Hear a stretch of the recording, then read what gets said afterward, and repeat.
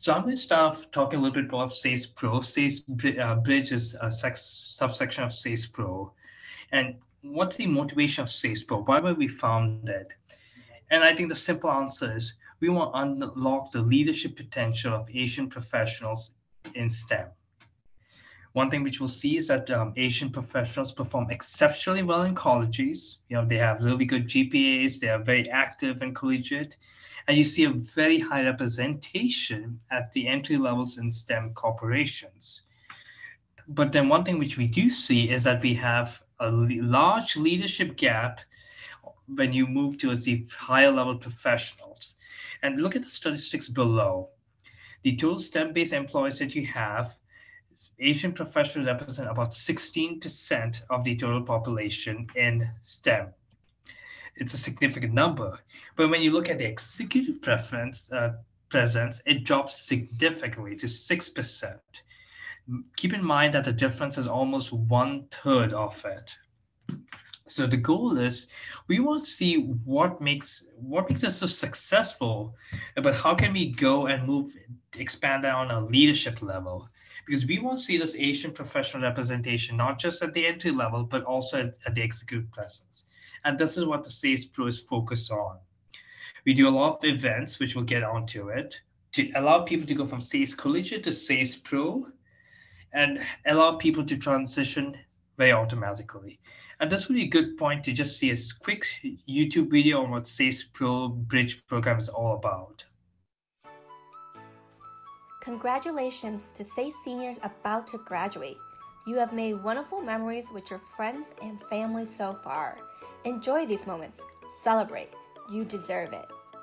There will be a lot of excitement as you start that first job and embark on your career.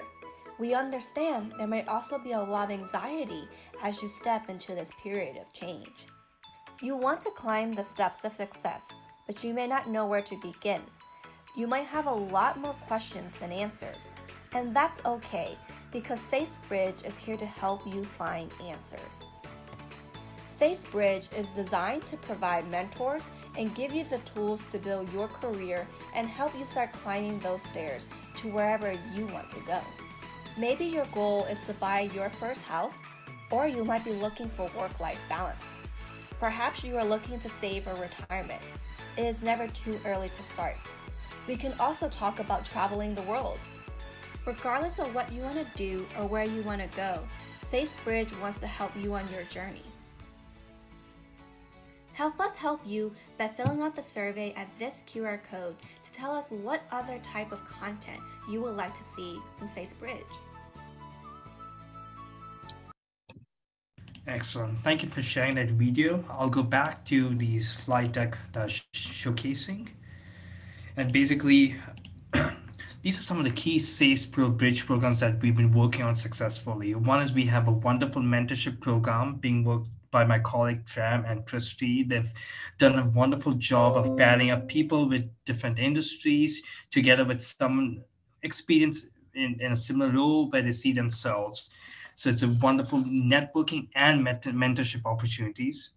Webinars such as the one you're attending just now. We've done very successful webinars previously, and we intend to keep on doing more webinars. Recently, we've also had panel discussions, so we're going to keep on going, and also have a special networking opportunity at National Convention specifically for SASE Pro Bridge. There's also a lot more opportunities for you to get involved in.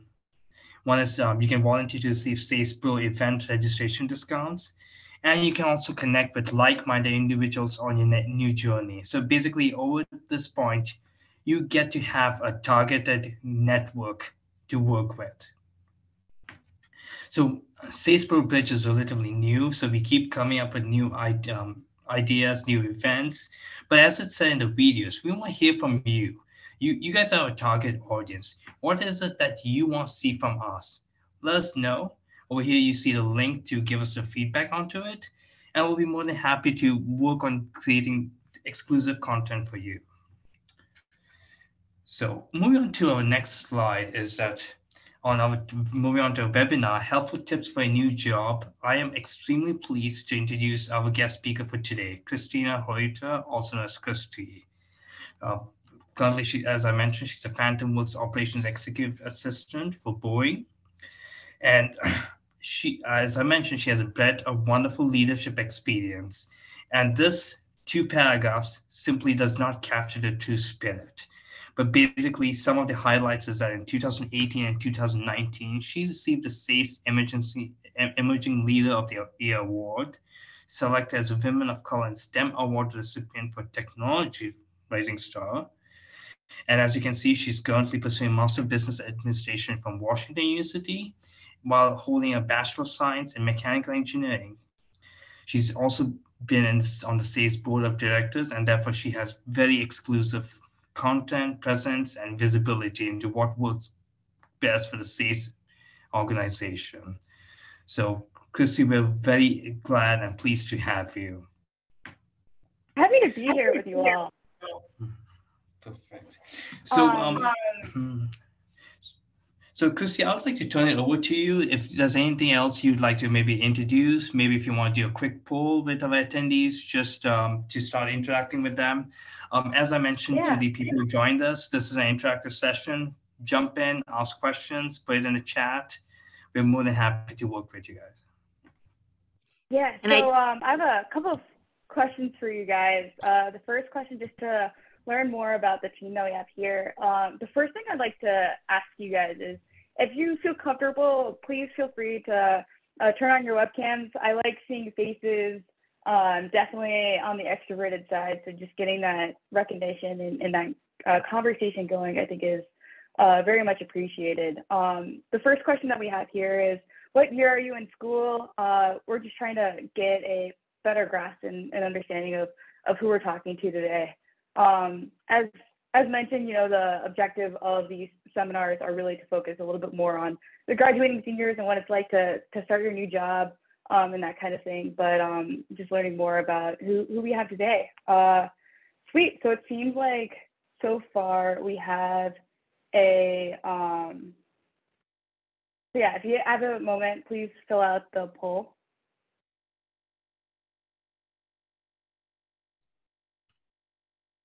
Kristi, I assume you don't want SASE staff filling out the poll, correct?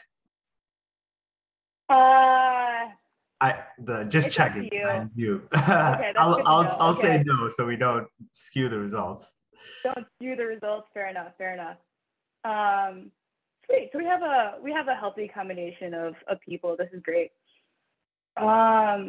Feel free to, in the chat, mention like one word of how you feel about starting that new job, or how you felt, or how you would describe starting that first job. I feel like there's like a certain level of excitement as well as like anxiety associated with it. And I think that it's, I just want to, you know, help everyone realize that they're not alone in this journey.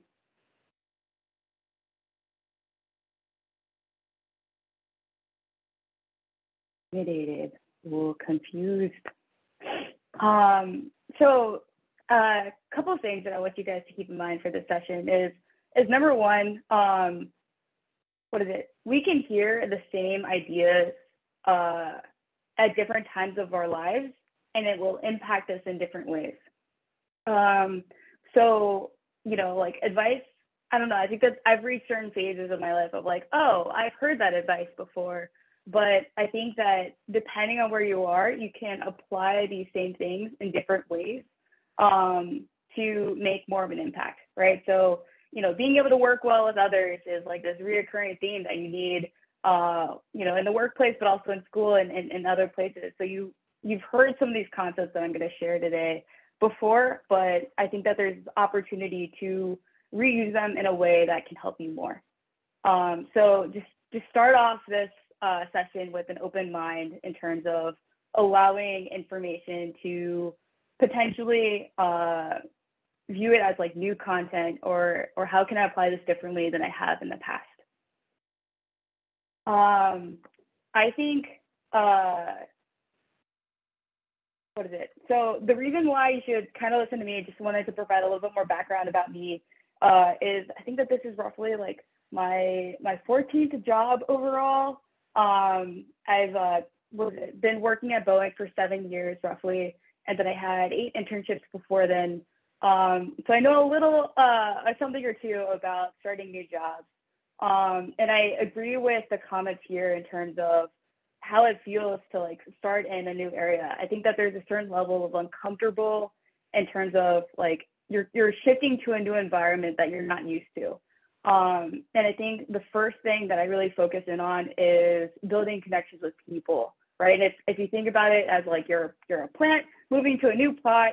I picked up planting in 2020 and since then. So I definitely use a lot of plant analogies lately. But if you are that plant and you're shifting from one pot to a new pot, like the first thing that you want to do is like, grow your roots and get familiar with the soil. And in this case, that would be getting to know the people around you and getting to like explore as far as you can within the pot to like get to know your new surroundings.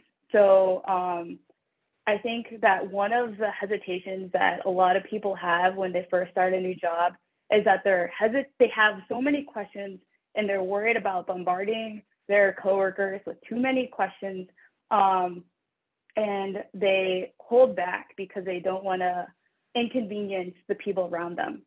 And then something that I learned from a SASE webinar is this, that like, how inconvenienced do you feel when somebody else asks you questions about, for example, like, hey, maybe they're thinking about going to your college and they're asking you questions about your experience. How inconvenienced do you feel when people ask you these types of questions?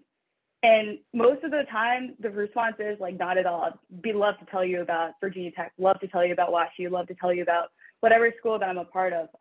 There's like a certain level of pride to it, as well as being able to share information is something that, like all of us are willing to do. So when we think that we're holding back asking questions because we're worried about inconveniencing people, realize that the inconvenience is actually a lot less than we make it out to seem. And so if you think about it from the other person's perspective, you want to make sure that the questions that you're asking are like well thought out. And you don't want to ask like the same question multiple times unless it's really not clicking, right? But I think just being more willing to ask those questions, I think will form a really great basis. And then the second thing is talking to all the different people that you'll get to work with, and getting to know them on both a professional level, but also like a little bit of a personal level of getting to know who they are. I think that,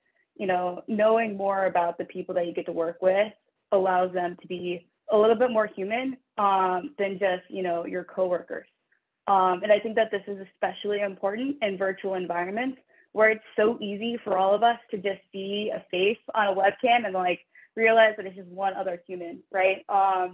And not realize too much more than just their name. So taking in that extra effort when you first start to really get to know the people around you, I think will make a huge difference.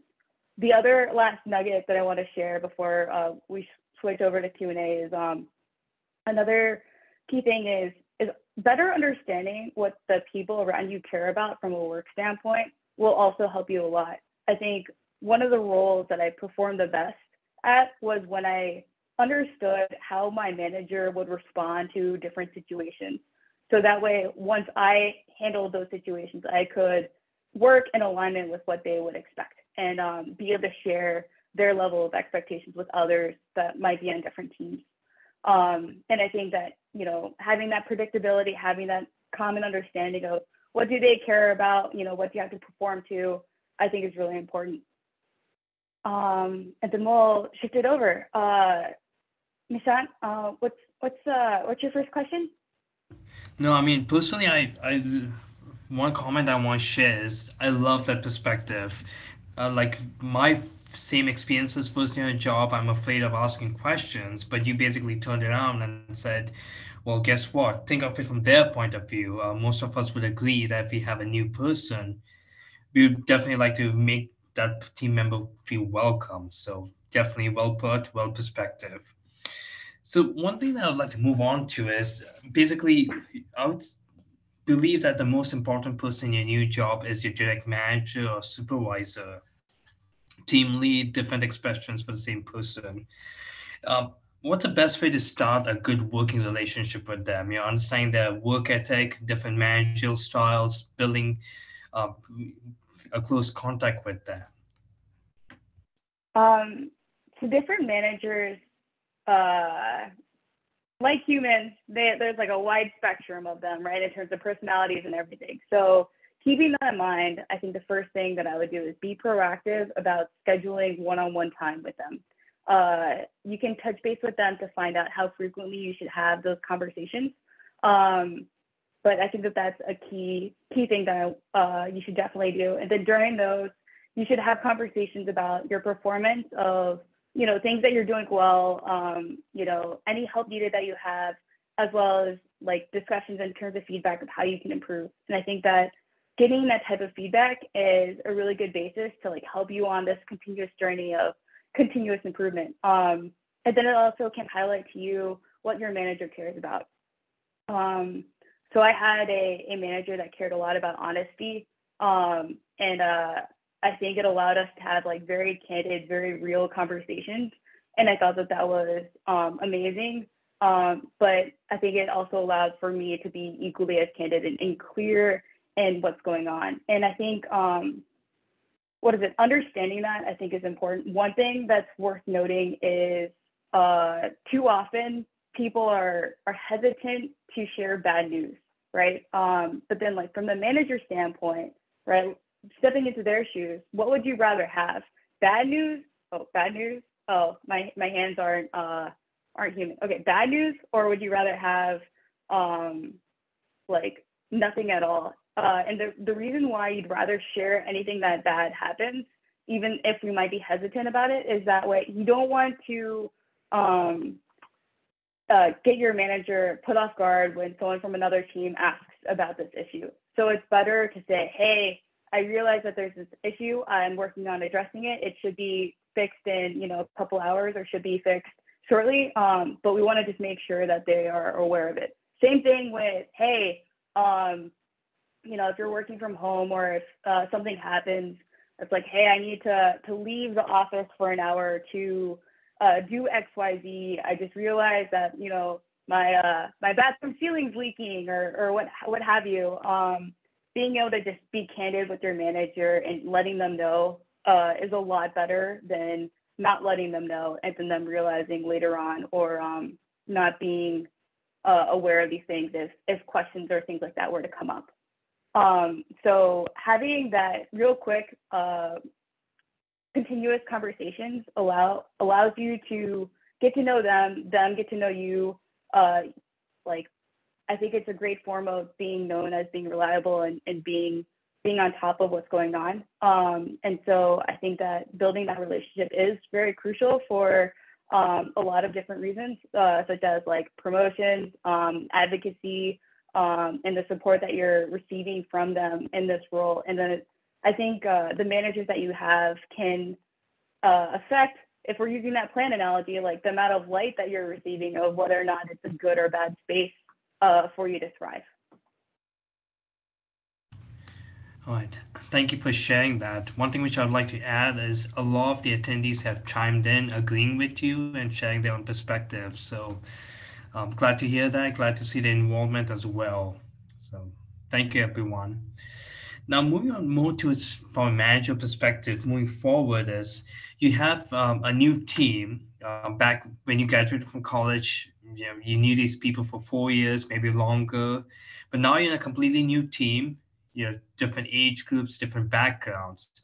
How do you build your ownership within the team with different perspectives, different experiences? Could you repeat the question? The last bit? So actually, I would like to move that on with one of the questions that just came in the chat. Is basically, everyone on my cube has 20 plus years on me. So what's the best way to relate with them? Because their lives interact more with kids, different hobbies, etc. What would be a good way to start building a rapport with them, start having good conversations with them? I've had this situation. So one time, a coworker who's 20 plus years older than me, or roughly 20 years older than me, comes by and is like, hey, I'm so glad you joined our team. And I'm like, why? And his note is, before you joined our team, I used to be the youngest one on the team. So I can definitely relate to this. I will be honest, my approach was literally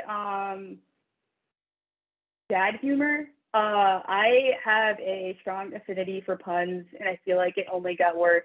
But I literally use dad humor in the form of puns primarily as a means to connecting with others. And I say this, it could be something completely different for you. It could be, you know, alignment in hobbies, alignment in sports, alignment in realizing that as many differences that we see that we have between each other, we also have so many things in common too. And so you can bond over the things that you have in common, and then you can also bond over the things that might be different, right? So being able to share a different perspective with each other, I think is one of the greatest experiences associated with connecting with others. Realizing that they've had very different childhoods, things like that, allow you to gain a more holistic perspective of the world and realize, you know, the intricacies and the differences that we have between all of us. I also, I think, learned, like, don't expect other people to respond to situations the same way I will. Like, and I think that this is something that I learned in college as well as later on, where I think too often I default to assuming that people would be like me, and most of the time that's not true. So keep that in mind as well. So realizing that, you know, different people have different levels and ambitions, different objectives, different things that they care about in terms of priorities, also allows you to just get to know, you know, what they focus in on and what they care about. Yep. Thank you for sharing that. And I think it points out like how you have different perspectives, and don't see that as something that sets you apart, but a learning point. Maybe exchange, learn more about other people's hobbies. And plus, hey, you work in the same corporation on the same team, so you already have quite a bit in common with them. Most of you realize. It's perfect. It's a lot of listening, right? Listening to what other people have to say. Exactly. And one of the things which if I can share quite quickly, is someone once told me is that when you start a new job, we want you to share your perspective. So it turns out to be a little bit of a give and take. Now, Kristi, one question that comes up is that now that you're new in the corporation, you have to build your brand, your expertise, you find your niche from the beginning. What are some of the good ways to begin to do that, establish your brand and reputation within the team and maybe the greater organization? This is where my face plug comes out. I think that there's an application for the next membership rep. So keep that in mind. But I think that honestly, I've had, you know, 2+ leadership positions since freshman year of college. And this has continued throughout my time within Boeing. And the reason for this is, like, I get so much fulfillment from being a part of organizations like SASE, being able to, like, create stuff with a team and see things go forward, right? And I think that that's what people look for in employees from a work standpoint. But then being able to do these things at different levels, I think, is also super powerful. So being a part of, you know, being a membership representative, being a part of SASE, I think that getting different exposures, you know, from like the smaller nonprofit perspective relative to like big Boeing perspective allows you to kind of see if like how things connect on a larger level based off of how things connect on a smaller level. So understanding how the big picture works, I think, is very hard and takes a while to gain. But once you understand how things work and how the big picture functions, you're allowed to perform a lot better. And I think that that's one of the key skill sets that, you know, early career, if you're able to obtain it, it'll make a huge difference in your trajectory and in your performance from your management. They'll notice it too. So being able to understand what your priorities are, what your manager's priorities are, what their priorities are, what the organization is focused in on, allows you to focus on those same things and perform well. And then in the same way, if you're starting up your new organization, setting those paths, setting those directions, being a part of that collective whole allows you to see what the challenges are in trying to set those paths, what the challenges are that your managers might be facing in order to do what you can to support the entity. One of the reoccurring themes that I've found from my work jobs is I've been essentially the person to fill in the gaps of support where it is needed. So as an executive assistant, that's how I would define a lot of executive assistants or chief of staff. Depending on where you work, the roles themselves in terms of what people do on a day-to-day basis might vary a lot depending on what your executive needs. And so the purpose of this role is to fill in and based off of like what is needed in the organization. And for me, in my current role, a lot of it is structure and organization to facilitate how we operate.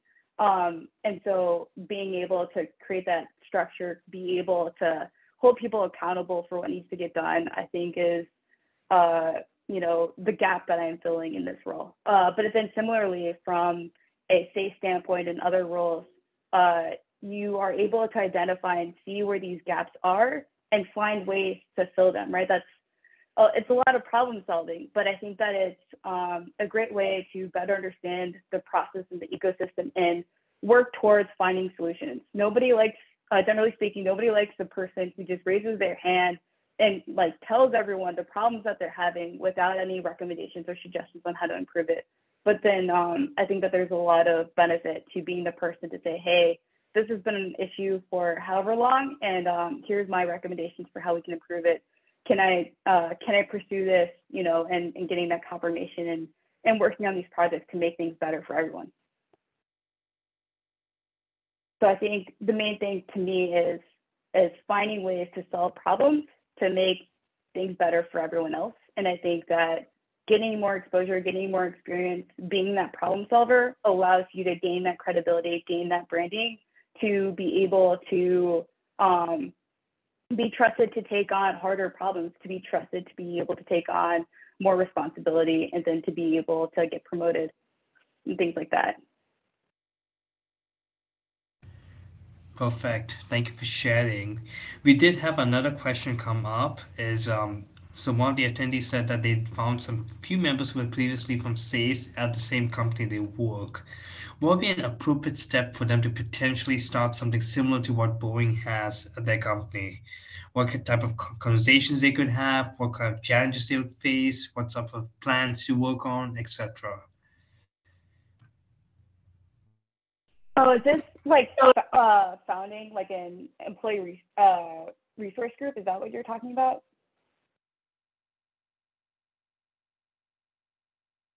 You can unmute too if you'd like to talk, Junghyun. Yeah. Okay.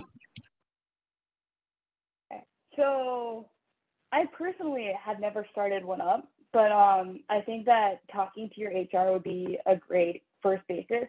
What is it? I think that oftentimes these organizations want to start these things up, but then they don't have the bandwidth or the energy to do it. So if you have, that energy to do these things, I think that I've seen plenty of resource groups within Boeing startup in terms of different sites. They're like, oh, someone from maybe a St. Louis site moved to another like smaller site, and then they just started up and work towards it and build it and create it for the first time, which is super cool. Being able to start up a new thing for the first time is a lot of work, being the catalyst, but I think it's super rewarding to see these things come to fruition and grow throughout the time. So I definitely do encourage it. I think talking to HR might be a great first step. Talking to our SASE Pro people as like a basis to start up a SASE Pro chapter in that area is, I think, an alternative as well. I think that there's a lot of different opportunities there. I think that my involvement so I've been involved with the Boeing, BAPA, which is the Asian Business Resource Group within Boeing, as well as REACH, which is the Young Professional one and things like that. And I think that that's truly where I found most of my closest friends in St. Louis to this day. So I think that this is a great basis to also not only connect and network and meet other people, but also a great way to make a new city that you might be moving to feel like home, which I think is super important, especially with the discomfort of leaving your friends and family of where you might have started off at. We've also had one follow-up comment onto it that SASE Pro does have a strong working relationship with a lot of employees research groups across different organizations. So if you're looking to start something new or join an existing one, just get some feedback, we'd be happy to put you in touch. And that's exactly what the purpose of these webinars and SASE Pro is. Network with people who have like-minded interests or have had similar experiences, just to share ideas onto it. So definitely a wealth of opportunities. Yeah, so Darcy can definitely point you to the resources that SASE has in helping you develop those. Thank you.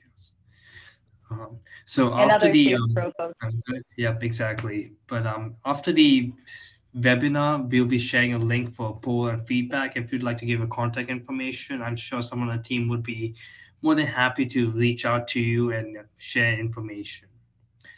But so another question that has come up is, while working remote, what's a good way to engage with your team better? So, for example, basically having a go ahead. Yes, I love this question. So since the beginning of COVID, I started off in one job. What is it? So what is it? At the beginning of COVID, I had two jobs. I had like a project management role and my engineering program integrator role. I transitioned to a different engineering role, and then I transitioned to sort of this operations analyst role, and then from there to this chief of staff role. I was the interim, and then I became the full-time chief of staff. So I started like 4 different jobs, all virtual, where my manager is in a different location. So I resonate with this a lot. But the takeaway is that for every single team that I've been virtual with, I've scheduled like virtual happy hours with this team. So very similar to this type of Zoom call, we'll all get together, try to find a time that works for as many people as possible. Maybe have a beverage, maybe not have a beverage. And I would just like organize icebreakers and organize like conversations to facilitate and have, so that way we get to know each other better. I think that that's been super effective. Yeah, just literally virtual happy hours. I call them social hours. And I think that that's been really great to connecting to our team. Keep in mind that working professionals aren't as eager and open to meeting with each other as college students are. College students are like, yeah, let's hang out 24/7, let's have these meetings like twice a week. And then professionals are like, maybe monthly. So you don't want to overschedule them, because then your attendance will be harder, but you do want to have those kinds of conversations to allow for that small talk, that like water cooler talk, and get to connect with each other. Another thing that my manager did this week was she messaged me like through the chat function, and basically said like, hey, this is my virtual walk by your desk. And I really liked it in the sense that it's like, oh, she's, virtually checking in on me to like see how things are, to kind of create that and facilitate that equivalent conversation. So things like that, I think, were good. One of the things that my old team did was have like this lunch short tag up, just to make sure that at least once a day we all just like talk to each other briefly, and we're able to like share anything that they wanted to share with each other. And I think that those have all been very effective. But outside of this, as an individual contributor, one thing that you can do is just like call people and just ask, how they're doing. And I think, following up on things that they mentioned before of like, oh yeah, last time you talked to me, your daughter had a recital, how did that go? Things like that. Remembering things that people share with you, I think, is important. I recently asked my coworker who was sick, I was like, hey, are you feeling better? That kind of stuff. And they're like, you know what? I really appreciated that you asked about how I was doing before, shifting over to like the work stuff. And I think that trying to find ways to be personable in a virtual environment is 1000% harder, but it is doable. So I know that to some people it might be a little bit uncomfortable, but I think that it'll be better overall in the end. Getting to know people, I think, is very fulfilling in the end, and it'll allow your work to feel like you're truly a part of the team instead of just like a face on a webcam. Perfect. Thank you for sharing the feedback. Plenty of opportunities, just slightly different from doing it in a virtual setting. So I guess moving on to more on a career-related topic, how do you look to expand creating your career trajectory at the corporation you're working for? Yeah. So what is it? After 6th grade comes 7th grade. After junior year comes senior year. So when you're in school, it's very clear what's next, right? Like, your courses for the most part are relatively set out for you. You get to choose a couple of electives, but you really always know what's next. And then once you start your first job, it's honestly like a little bit nerve-wracking to like realize like, hey, what's next? And there isn't that same level of clarity. And I think that I struggle with that a lot of like, hey, how do I figure out this thing called like a career path? I think that that's also where the extracurriculars comes in really handy of building a stronger foundation of understanding of what am I good at, and what do I enjoy doing, what brings me fulfillment, and understanding what makes me tick is the basis of writing those things down as a basis to figure out what you want to do next, and vice versa, or not vice versa. Also noting the things that you want to improve on, or the things that you want to build, and the things that you're not so good at and don't like doing it and don't want to do. So combining all those things together, I think will allow you to essentially figure out in a general way what you would want to do next. And then the next thing is to really just try, right? Take on new experiences, take on the opportunities that are given to you, and really work to like do your best. And I think that that will help you understand what you're fully capable of, because I think that everyone is capable of more than they think. And so, yeah, take on the things that are scary, lean into them, and I think that they will pay off. Yep. Thank you for sharing. We had another question come in. Curious as to when you graduated and how you managed your time working full-time while still taking classes. Yeah, it's rough, but I think a couple of things.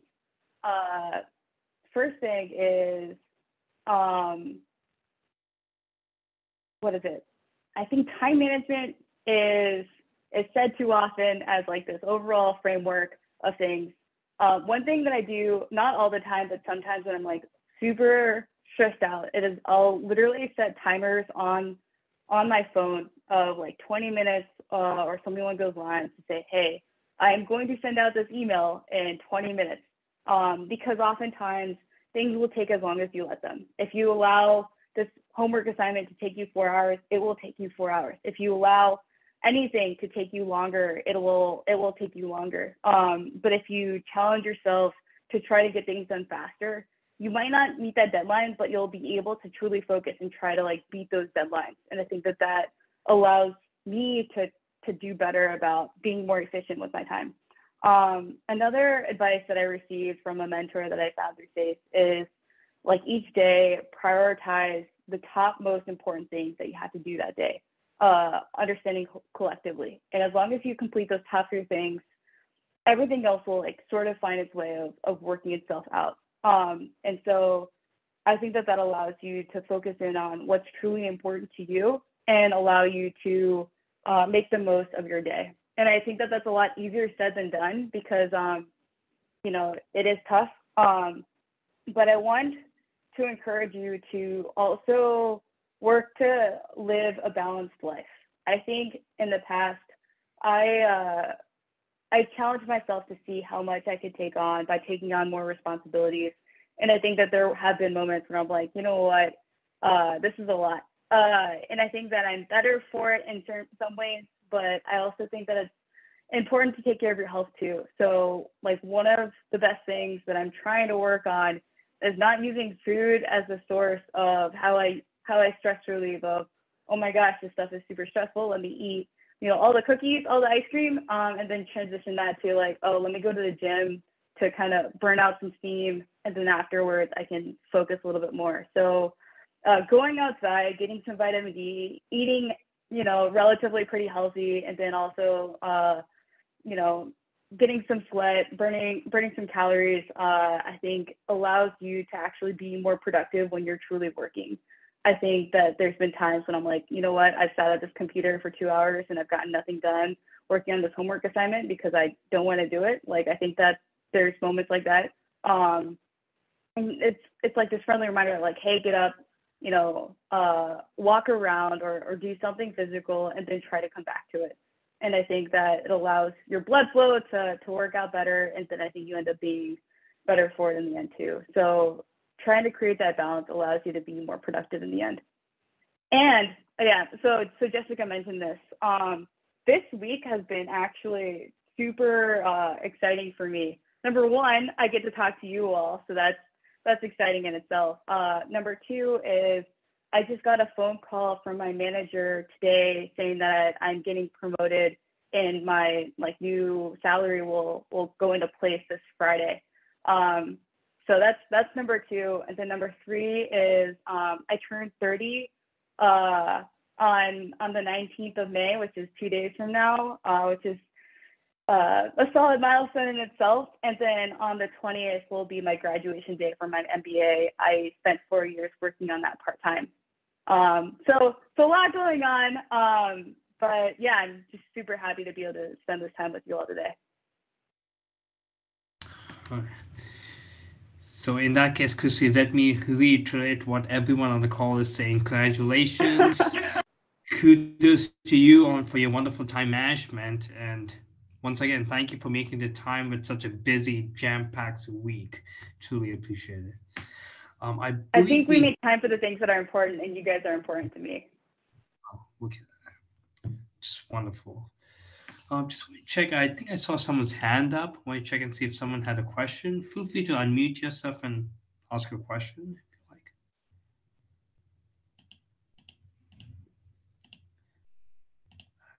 like. Well, if not, we're getting closer to the tail end of our webinar. So I want to ask you for, what would be some of your final advice, recommendations from your own experiences? What advice would you leave the audience based on when you start your first new job? What advice would you want people to remember? I think that too often everyone feels like they're struggling alone, or they're the only one that's facing these problems, and realize that you're definitely not alone. I think that, feel free to reach out to me or others to kind of help you work through anything that you might be facing. I think too often we try to work on things by ourselves when in reality, these problems can be solved a lot easier with the team that you have and the support that you have through SASE and through other entities, through work, through your friends, through your family. So realizing that you're not alone and you get to work on these things with each other and helping each other, I think is the best way for all of us to grow, right? I think that I've gained just as much from being able to support others as I've received from support from others too. I don't think I phrased that right, but I think that we are better together than any of us are individually. And I think that definitely shows. I think the other thing that I do a lot of is trying to find ways to advocate for others. Don't overuse that, but give credit where credit's due, and try to give recognition to all the great things that people around you are doing, and share with them how grateful you are of the support that they've given you, as well as, you know, the hard work and the steps that they take.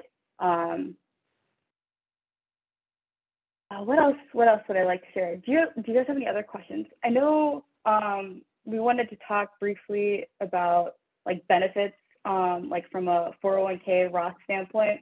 When you first start that first job, like definitely look into that stuff, read through it, you know, talk to HR, talk to the respective folks just to get to know, you know, what you're signing up for and making sure that you're, you know, investing in alignment with what your objectives are.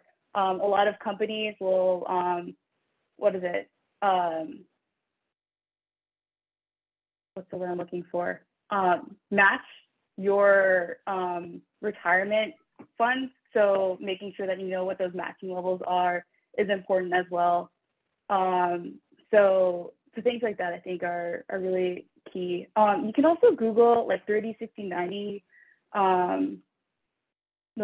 steps for in a job. So when you first start your first job, like where do you want to be 30 days from now? Where do you want to be 60 days from now? Where do you want to be 90 days from now?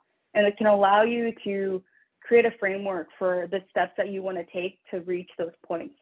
I think that that's really important. And then the other thing is just writing down what your career aspirations are, your development goals are, writing things down on a physical copy, or like on a PowerPoint slide or something like that, I think is a really good first step in terms of planning.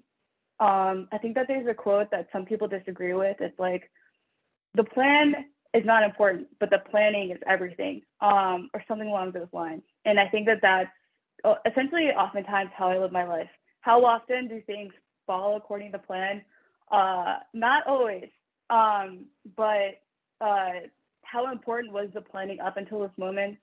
Incredibly important. So keep that in mind as you transition and continue in a lot of this of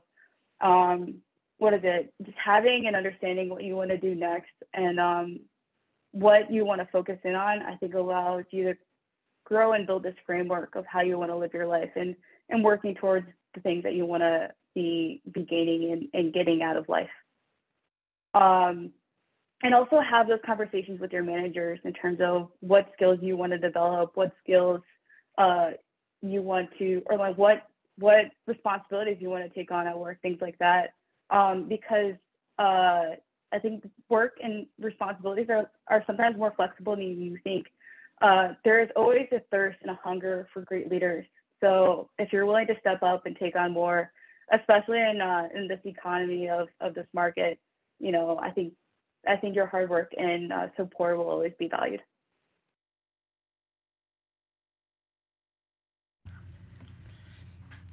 Excellent feedback. Thank you so much, Kristi. So all the attendees, we've had a wonderful time listening to Kristi share her experiences onto it.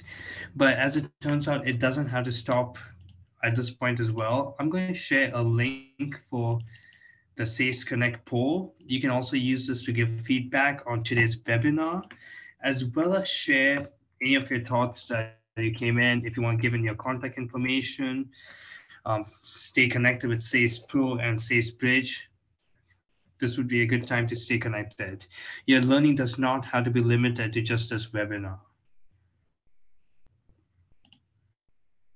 Yeah, I think one of the things that I learned from the MBA class is that it's not when you hear something and when you write it down and when you like first learn it that you truly learn it. It's when you first apply it. So, you know, try to find ways to take what I said today and apply them into your lives, because then you'll get like true value from it. And at that point.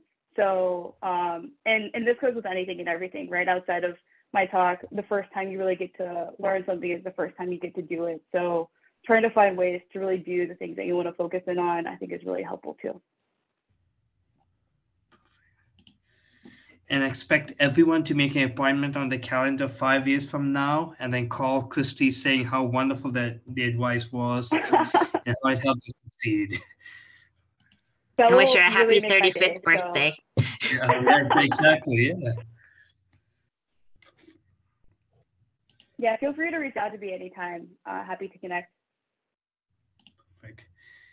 And I just wanted to let the attendees know that we have some more additional resources on the web, Facebook, LinkedIn, and also just in general, saseconnect.org for you to stay connected.